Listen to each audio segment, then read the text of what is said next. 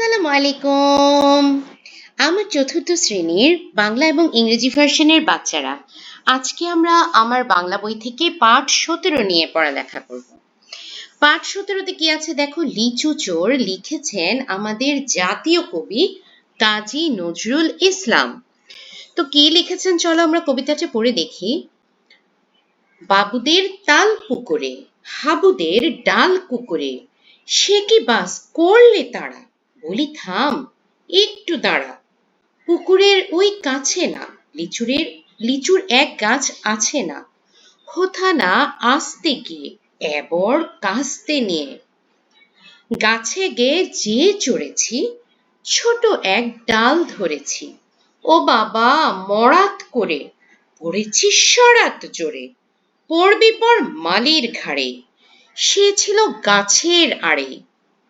বেটা ভাই বড় নচ্ছার, ধুমাধুম গোটা দুচ্ছার, দিলে খুব কিল ও ঘুষি, একদম জোর সে ঠুসি। আমিও বাগিয়ে থাপড়, দে হাওয়া জাগিয়ে কাপড়।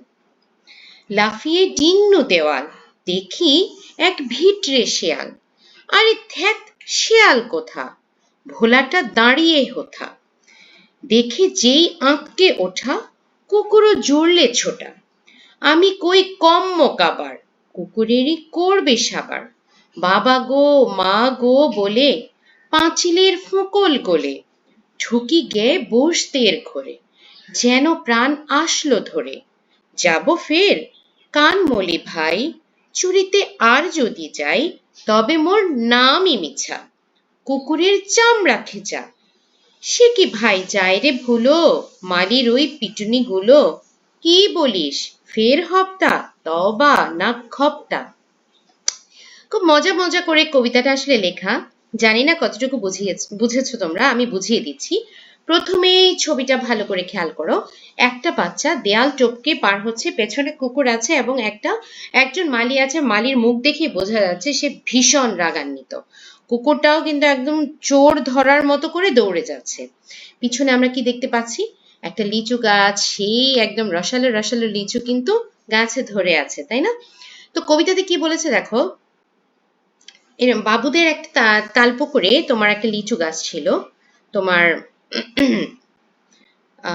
আচ্ছা, পুকুরের ওই কাছে যখন একজন লিচু চোর গেল, লিচু চোর গিয়ে সে কি করলো, তোমার একটা আস্ত মানে একটা কাস্তে নিয়ে গেল এবং একটা ডাল ধরে সে যেই না কাটার প্ল্যান করেছিল, তখনই সেই ডালটা ভেঙে মরাত করে ভেঙে যায় এবং সরাত করে জোরে সে নিচে পড়ে যায়। তো আমরা বললাম পড়বি পর মালির ঘাড়ে, মানে পড়তেছিস একদম মালির ঘাড়েই পড়বি, এরকম অবস্থা, কারণ মালি ছিল গাছের একদম আড়েই। তো সে একদম মালির ঘাড়েই পড়ে।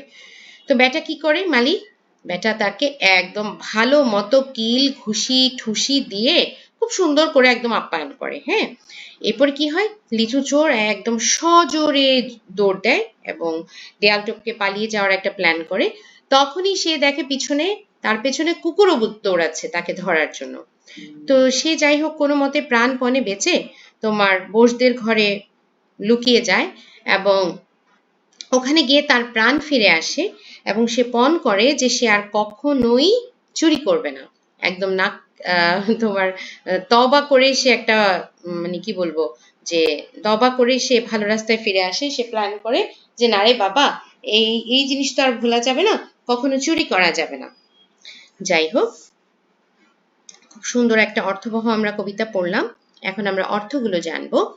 আঁতকে ওঠা মানে ভয়ে চমকে ওঠা, কে মানে গিয়ে, ডাল কুকুর শিকারী জাতের কুকুর, ডিঙ্গনো পার হলাম, তাল পুকুর চারদিকে তাল গাছ ঘেরা পুকুর, ধর শরীর অথবা দেহ, পাঁচিল ইটের দেওয়াল, ফের হপ্তা মানে পরের সপ্তাহ, এবর মানে ইয়া বড়, সাবার খেয়ে শেষ করা, হোথা সেখানে।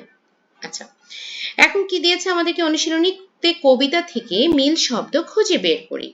তো মিল শব্দ আসলে কবিতাতে অনেক আছে, আমি অনেকগুলো লিখেছি, তোমরা এখান থেকে কয়েকটা লিখে নেবে। যেমন পুকুরে কুকুরে, তারা দাঁড়া, কাছে না আছে না, গিয়ে নিয়ে, চড়েছি ধরেছি, ধরেছি পড়েছি, করে জোরে, ঘাড়ে আড়ে। তারপর আরো লিখতে পারো ঘুষি ঠুসি থাপড় কাপড় দেয়াল শেয়াল, কোথাও তো এরকম অনেক কিছু লিখতে পারো। অনেকগুলো লিখেছি, তোমরা এখান থেকে যেগুলো পছন্দ হয় বা যেগুলো সহজ মনে হবে সেগুলো লিখে নেবে। এবার আমরা যাব আবার বইতে। বইতে কি আছে দেখো, আমরা একটু দেখে নেই। খালি জায়গায় বন্ধনীর প্রশ্নের উত্তর বসাই। বন্ধনী মানে কি? বন্ধনী মানে হলো ব্র্যাকেট। এই যে এখানে যে ব্র্যাকেট দিয়েছে দেখো, এটাই হলো তোমার বন্ধনী। তো কি বলেছে? বাড়ির চারদিকে ড্যাশ দেয়াল ছিল। কেমন দেয়াল ছিল এটা আমাদেরকে বলতে হবে, ঠিক আছে? তাহলে বাড়ির চারদিকে আমি কি লিখতে পারি? বাড়ির চারদিকে উঁচু দেয়াল ছিল। সে একটা ড্যাশ লাঠি নিয়ে তাড়া করলো। কেমন লাঠি? সেটা হতে পারে মোটা লাঠি, হতে পারে লম্বা লাঠি, তোমাদের যেমন সহজ লাগে তেমন লিখবে। দোয়েল ড্যাশ সুরে গান গায়, মিষ্টি সুরে গান গায়। এমন ভালো লোক আর দেখিনি। এটা কেমন লোকের ক্ষেত্রে লিখেছে যে ভালো লোক আর দেখিনি। এখন তোমাদের কারো যদি মনে হয় যে না আমি ভালো লিখতে চাচ্ছি না, তাহলে তোমরা লিখতে পারো এমন দুষ্টু লোক আর দেখিনি, এমন খারাপ লোক আর দেখিনি। মানে আমরা এখানে সে কেমন, লোকটা কেমন সেটা বোঝাতে যা আমরা বলতে চাচ্ছি সেটা বলবো। কাঁচের বাটিতে তরকারি রাখো। কেমন বাটি সেটার কথা বলা হয়েছে, তো আমি কি লিখেছি? কাঁচের বাটিতে তরকারি রাখো। গাছের সবুজ পাতায় আলো এসে পড়েছে। কেমন পাতা জিজ্ঞেস করেছে? আমি গাছের রঙের কথা লিখেছি, গাছের সবুজ পাতায় আলো এসে পড়েছে। আমি তুমি সে দিয়ে লিখি। আমি আঁতকে উঠলাম, তুমি আঁতকে উঠলে, সে আঁতকে উঠল। তো এখানে আসলে আমি তুমি সের ক্ষেত্রে আমরা উঠলাম উঠলে উঠলো কিভাবে লিখবো সেটাই আমাদেরকে শেখাতে চেয়েছে। তো পরের বাক্যগুলো দেখো কি? আমি বড় একটা, এখানে কাস্তে হবে, এটা ভুলে ন আসছে। আমি বড় একটা কাস্তে নিয়ে গেলাম। সে বড় একটা কাস্তে নিয়ে, না সরি, তুমি বড় একটা কাস্তে নিয়ে গেলে, সে বড় একটা কাস্তে নিয়ে গেল। আমি ছোট একটা ডাল ধরেছি, তুমি ছোট একটা ডাল ধরেছ।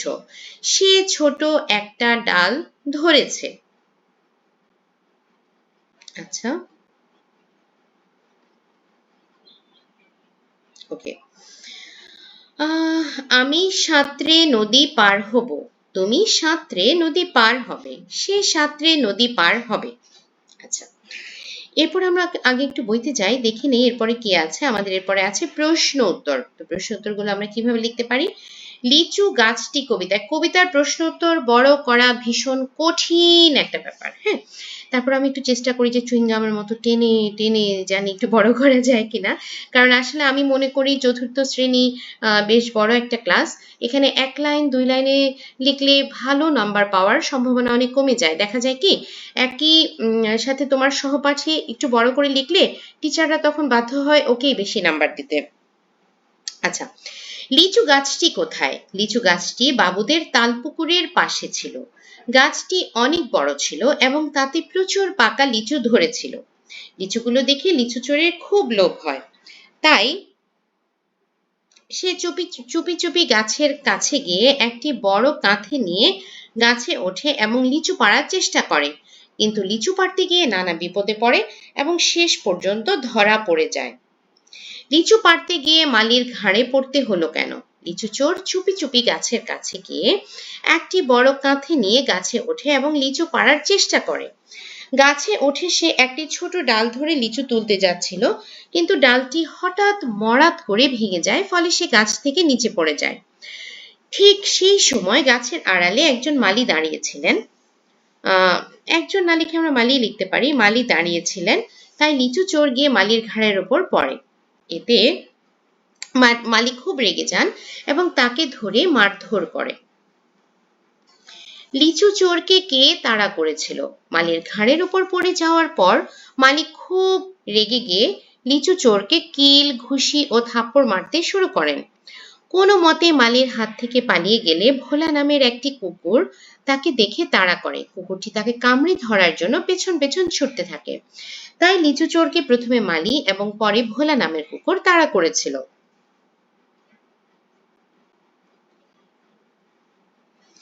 লিচু চোর কুকুরের তাড়া খেয়ে কোথায় গেল? লিচু চোর কোনো মতে মালির হাত থেকে পালিয়ে গেলে ভোলা নামের একটি কুকুর তাকে দেখে তাড়া করে। কুকুরটি তাকে কামড়ে ধরার জন্য পেছন পেছন ছুটতে থাকে। লিচু চোর খুব ভয় পেয়ে যায়। সে তখন বাবা গো মা গো বলে চিৎকার শুরু করে ও প্রাণ বাঁচানোর জন্য দৌড়ে পালাতে থাকে। এক সময় সে একটি পাঁচিলের ফাঁক দিয়ে বোসদের বাড়ির ভেতর ঢুকে পড়ে। সেখানে গিয়ে সে হাঁপ ছেড়ে বাঁচে এবং মনে করে তার প্রাণ রক্ষা পেয়েছে। লিচু চোর কি প্রতিজ্ঞা করলো? লিচু চুরি করতে গিয়ে লিচু চোরকে অনেক বিপদের মুখে পড়তে হয়। গাছ থেকে পড়ে সে মালির হাতে মার খায় এবং পরে কুকুরের তাড়াও খায়। এসব ঘটনার পর সে নিজের ভুল বুঝতে পারে। তখন সে নিজের কান ধরে প্রতিজ্ঞা করে যে জীবনে আর কখনো চুরি করবে না। সে উপলব্ধি করে যে লোভ ও চুরি মানুষের জন্য অপমান, ভয় ও কষ্ট ডেকে আনে। তাই সে সৎ পথে চলার এবং ভবিষ্যতে আর কোনো অন্যায় কাজ না করার অঙ্গীকার করে। বইতে ফিরে যাই, দেখি একটু বইতে কি আছে। খালি জায়গায় শব্দ বসাও। আমাদেরকে কয়েকটা শব্দ দিয়ে দিয়েছে। টক বক, চিংচি, মরাত, হই হই, দুমদুম, সরাত। আচ্ছা, গাছের ডালটি মরাত করে ভেঙে গেল। সে উপর থেকে সরাত করে পুকুরে পিছলে পড়ল। টকবক করে পানি ফুটছে। ছাদের উপর দুমদুম করে আওয়াজ হচ্ছে। পাখির ছানা চি চি করে ডাকছে। তার কথা শুনে সবাই হই হই করে উঠল। আচ্ছা, এরপরে কি আছে? লিচু চোর কবিতাটি আবৃত্তি করি। তোমরা এটা খুব মজা করে আবৃত্তি করবে। তো ছোট বন্ধুরা, আজকের মতো শেষ হয়েছে। আমাকে যারা ভিডিও দেখছো অবশ্যই এবং অবশ্যই কমেন্ট বক্সে জানাবে আমার ভিডিও তোমাদের কেমন লেগেছে। প্রশ্নোত্তরগুলো কেমন লেগেছে, কঠিন লেগেছে কিনা, বা আমার পড়ানোর ধরন নিয়ে তোমাদের কোনো অভিযোগ আছে কিনা, বা কেমন লাগছে। যদি ভালো লাগে সেটাও জানাবে, যদি খারাপ লাগে সেটাও জানাবে। তো আজকের মতো এখানে শেষ করি। চেষ্টা করবে ভিডিওগুলো বন্ধুদের সাথে শেয়ার করতে। তোমাদের কমেন্ট পেলে আমার অনেক ভালো লাগে, না পেলে মন খারাপ হয়ে যায়। শেষ করছি। সবাই সুস্থ থেকো, ভালো থেকো, আমার জন্য দোয়া করো। আল্লাহ হাফেজ।